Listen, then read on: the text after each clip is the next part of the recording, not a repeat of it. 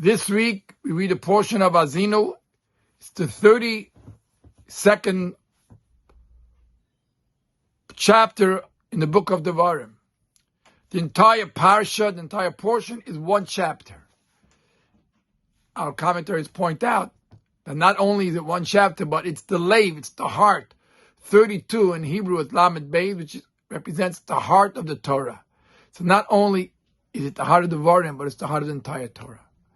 And Lamed Beis, Lamed is the last letter of the Torah, Beis is the first letter. So in this portion, you have the entire Torah. And what is it? It's a shira, it's a song.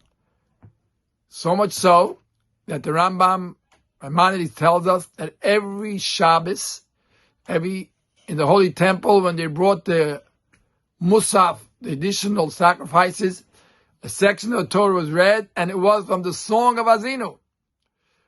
1 week they read the first, divided into 6 parts, and every 6 weeks they would conclude the entire portion, the entire Song of Azinu.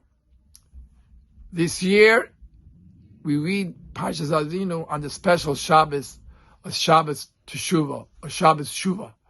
This is a Shabbos that every single Jew has to sort of focus on, not only on this Shabbos, but on every Shabbos for the entire year.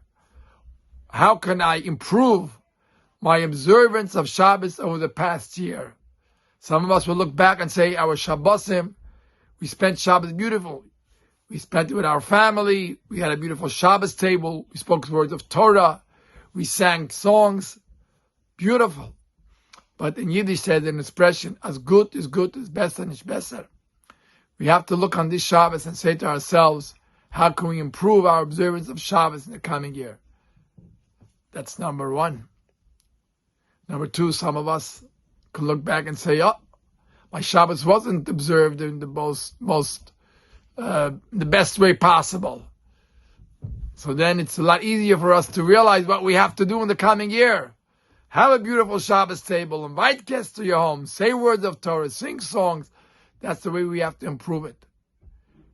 It's interesting to note that on this Shabbos it's brought down that we light a special candle that burns for 24 hours, what's known as a Teshuvah Lichtel.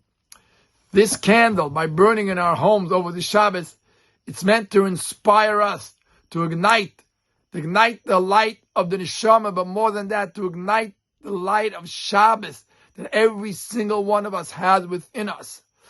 This candle will inspire us to observe Shabbos in a much greater way.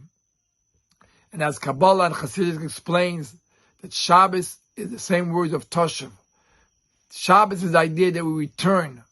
Tshuva, Shabbos Tshuva means to return.